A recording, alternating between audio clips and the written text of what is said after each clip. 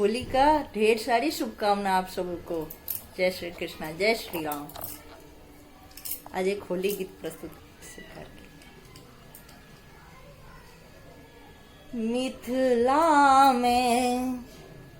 मिथिला में राम खेलत होरी।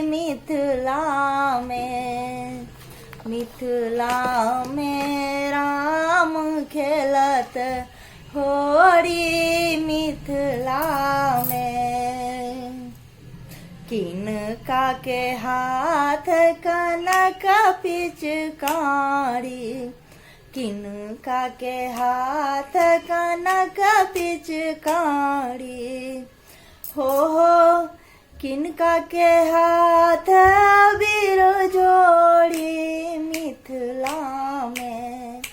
मिथिला में राम खेलत होरी। मिथिला में राम के हाथ कनक पिचकारी।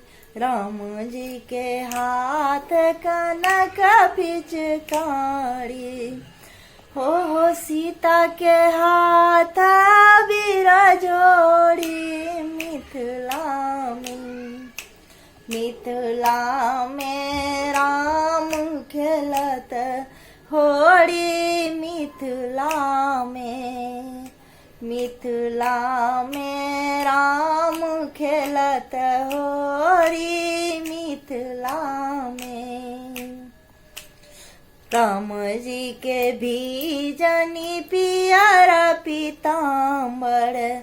राम जी के भीजनी पियर पीताम्बर।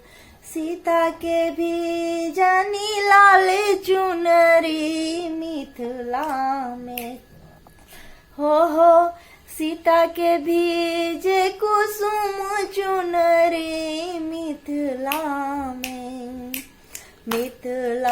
में राम खेलत होरी। मिथिला